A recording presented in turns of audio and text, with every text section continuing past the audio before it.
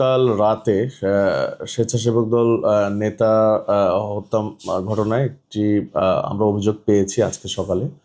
তো অভিযোগের প্রেক্ষিতে মামলা রুজু হয়েছে। তো এখানে অজ্ঞাতনামা 4-5 জন আসামির বিরুদ্ধে ওনার ওয়াইফ বাদী হয়ে অভিযোগ দায়ের করেছেন এবং সেই মামলাটি আমরা রেকর্ড করেছি।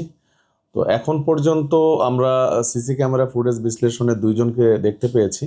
তো তাদের কে ফাইন্ড আউট করার জন্য আমরা কাজ করে যাচ্ছি।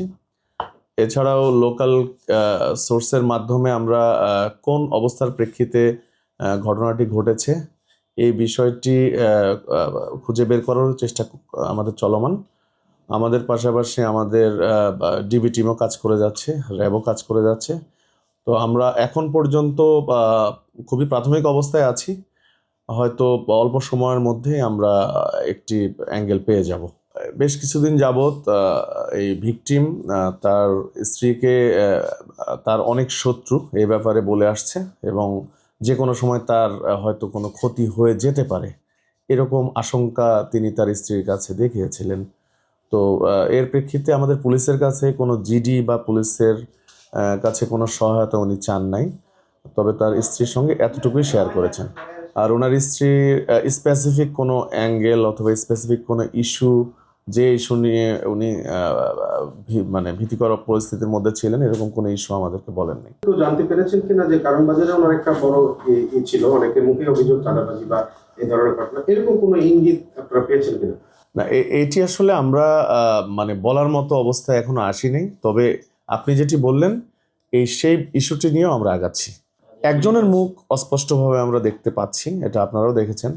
তো তার পরিচয়টা বের করার জন্য আমরা চেষ্টা করে যাচ্ছি। উনি তো স্বেচ্ছাসেবক দলের বহিষ্কৃত নেতা ছিলেন, এরপরে আসলে জানতে পেরেছেন কিনা আপনারা যে কোনো দ্বন্দ্ব ছিল কিনা কারোর সাথে বা ঝামেলা হয়েছিল? না, এটা আমরা এই বিষয়গুলোতে এখন পর্যন্ত আমাদের কাছে কোনো তথ্য আসে নাই। আমরা হয়তোবা কোনো আসামিকে আমরা পেলে সেই আসামির কাছ থেকে হয়তো আমরা এই অ্যাঙ্গেলের কোনো ইস্যু পাবো আর কি, যে এই মার্ডার কী কারণে হলো। ঠিক আছে, আমরা তো দেখি যে মার্ডারের ইয়েগুলোতে দেখি আমরা ঘটনাস্থলে ক্রাইম সিন দেওয়া হয়, আমরা আজকে ক্রাইম সিন দেখলাম না, আসলে কেন আসলে? না, আমরা ওখান থেকে তাৎক্ষণিক 3টি গুলির খোসা জব্দ করেছি। আর এর পাশাপাশি ওখানে কোনো ব্লাড আমরা দেখি নাই। ওখানে গুলি খেয়ে ওনারা দৌড় দিয়েছিলেন। তো ক্রাইম সিন বলতে, ক্রাইম সিনটা তো একটা নির্দিষ্ট এলাকায় যেখানে ডেড বডি পড়ে থাকে কিংবা যেখানে আলামত পড়ে থাকে সেই জায়গাটা কর্ডন করে ক্রাইম সিন করা হয়। কিন্তু গতকালকে যেটি ঘটনা, ওনারা গুলি খাওয়া মাত্রই ওনারা দৌড় দিয়েছেন, ভিকটিম দৌড় দিয়ে প্রায় 100 মিটার দূরে গিয়ে একটি দোকানের সামনে গিয়ে পড়ে গিয়েছেন। ফলে ক্রাইম সিনটা আসলে অনেক বড়, বিস্তৃত। ফলে এবং আলামত যেগুলো ছিল আমরা রাতে সেগুলো খুঁজে পেয়েছি। আমাদের দিনের বেলাও টিম সেখানে কাজ করবে। তো ঘটনাস্থলটা বড় হওয়াতে ওইভাবে ক্রাইম সিনটা আমরা যেটা সিআইডি করে কিংবা পিবিআই করে সেটি করা হয়। তো প্রাথমিকভাবে আমরা 2 জনকে সন্দেহ করছি যে তারা ওত পেতে ওখানে ছিলেন। জায়গাটা অনেক অন্ধকার ছিল, আপনারা দেখেছেন, একটা গলিও ছিল ছোট।